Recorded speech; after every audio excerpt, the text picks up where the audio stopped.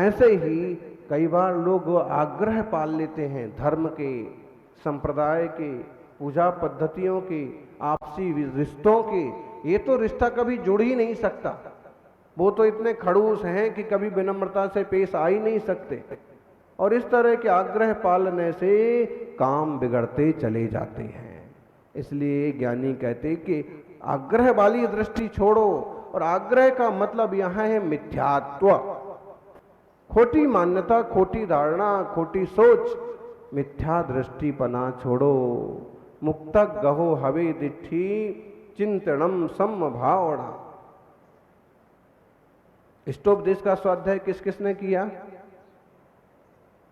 आचार्य पूज्यपाद स्वामी का एक बहुत सुंदर ग्रंथ है और आखिरी श्लोक उसका है, इष्टोपदेश मिति सम्यग धीत्य धीमान मानापमान समता समता वितन्या मुक्ताग्रहो विनिवसन सजने वनेवा मुक्तिश्रियम निरुपमा मुपयाति भव्या।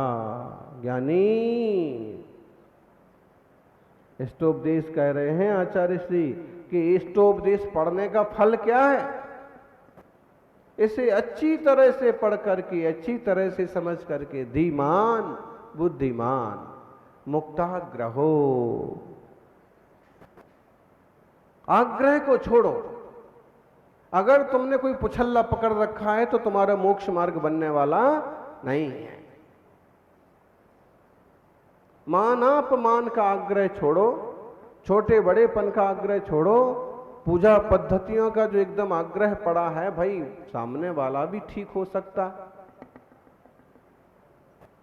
फिर चाहे बोले आप जंगल में रहो, चाहे मंदिर में रहो, चाहे वन में रहो, चाहे भवन में रहो, यदि आग्रह छोड़ करके समता भाव से आत्म तत्व की साधना करते हैं तो मोक्ष लक्ष्मी को जरूर प्राप्त करेंगे। मुक्ति श्रियम निरुपमा, अनुपम मुक्ति रूपी लक्ष्मी को पाएंगे। कौन? जो समता वाले ज्ञानी सत्पुरुष हैं, मुनिराज हैं। अभी आप सुन रहे थे ना, मंदिर में वेदियां विषम होना चाहिए। मंदिर में वेदियां विषम होना चाहिए, मूर्तियां भी विषम होना चाहिए। विषम का मतलब सम संख्या 2, 4, 6, 8 और विषम मतलब 1, 3, 5, 7, 9, 11। यहां तक कि दरवाजे भी हों तो एक बीच में दरवाजा हो, दोनों तरफ 2 दरवाजे हों, विषम दरवाजे होना चाहिए।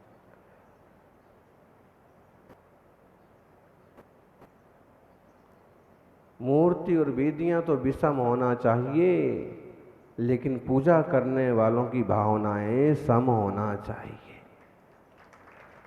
मूर्ति अगर सम हो जाएंगी तो भी दोष हो जाएगा, और भावनाएं यदि विषम हो जाएंगी तो भी समस्या हो जाएगी। समभाव, चिंतनम समभावना, साम्यपने की भावना, समता भाव बना रहना चाहिए।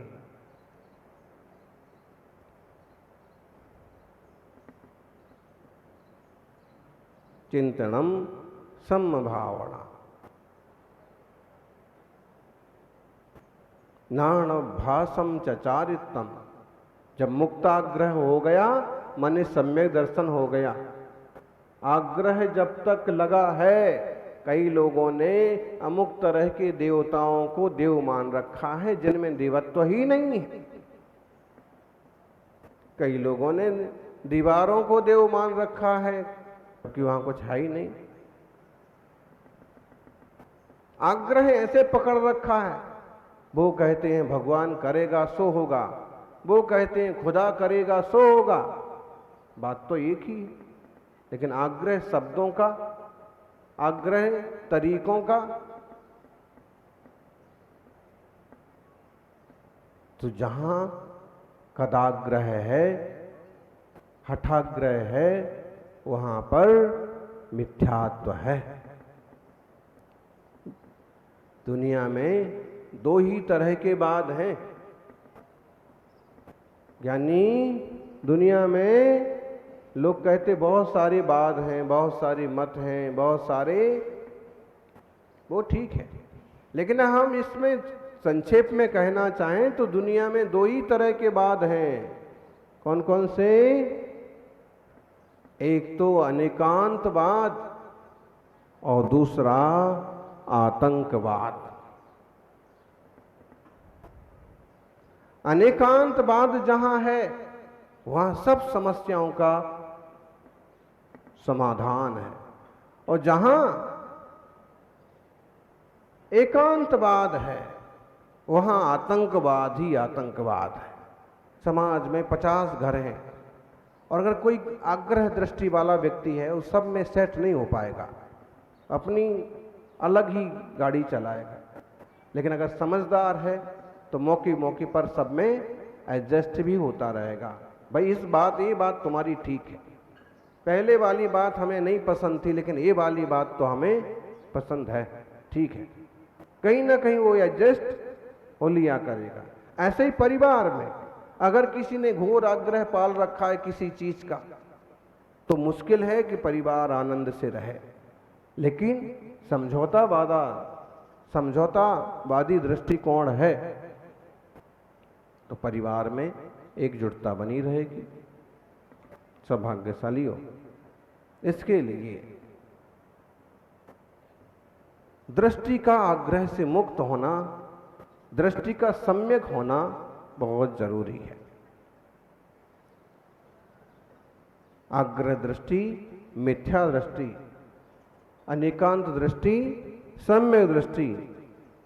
सम्यक दृष्टि हुआ तो चिंतनम सम्य भावना, साम्य भाव का चिंतन होगा, सबके विकास की, सबके कल्याण की भावना होगी। नाणाभ्यासम च चारित्रम, और क्या करना चाहिए? ज्ञानाभ्यास करो मन माही, ताके मोह महातम नाही।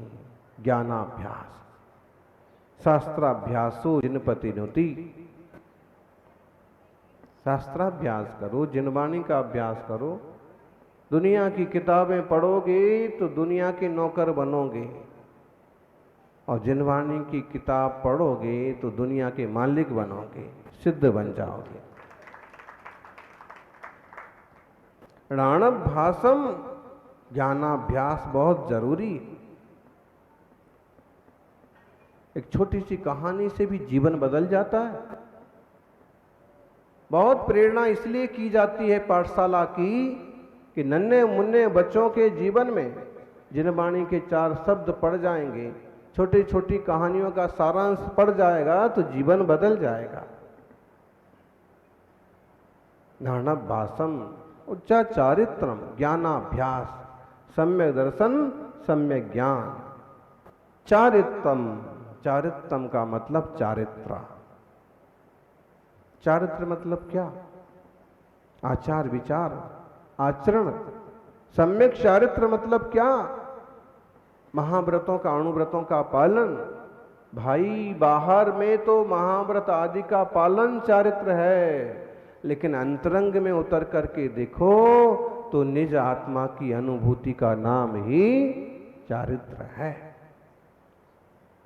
भेद रत्नत्रय, अभेद रत्नत्रय।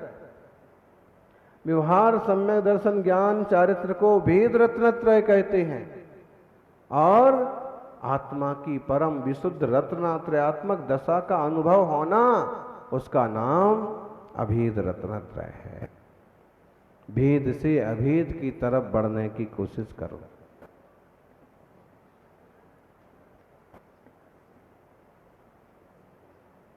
भेदभाव बहुत करते हैं लोग, लेकिन आप समझ लें कि भेदभाव से तो भला नहीं होगा।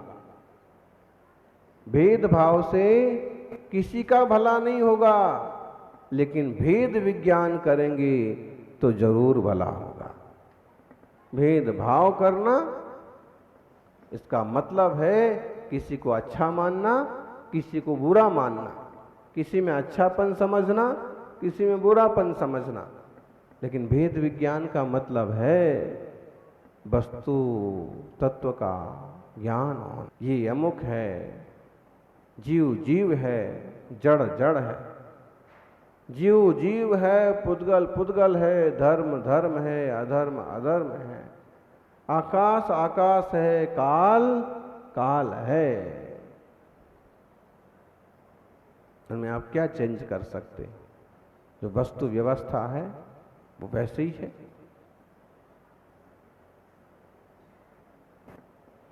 ऐसे तत्व का निर्णय, तत्व का अभ्यास करना चाहिए। नानाभासम च चारित्रम, अभेद चारित्र का, अभेद रत्नत्रय का अनुभव मुनिराज करते हैं। श्रावकों को अपनी योग्यता से सम्यक दर्शन ज्ञान चारित्र का अभ्यास करना चाहिए। इससे ही सिद्धि होगी, सिद्धि होदी ना अन्ना। इस तरह का पुरुषार्थ करने से, इस तरह का परिश्रम करने से सिद्धि होगी। केवल समस्याओं में उलझे रहोगे तो समाधान नहीं मिलेगा, केवल हट पकड़े रहोगे तो सही मार्ग नहीं मिलेगा। हम तो इसी रास्ते जाएंगे। अरे भाई, जब ये रास्ता उस मंजिल तक नहीं जा रहा है तो इसे जबरदस्ती पकड़ के रखने का क्या मतलब? अगर ज्ञानी पुरुष बता रहे हैं कि इस रास्ते से जाओगे तो पहुंच जाओगे, जिन्होंने उस मार्ग का अनुभव किया है उनके संकेतों से चलें, आगे बढ़ें, कल्याण करें। जय बोलिए 24 तीर्थंकर भगवान की।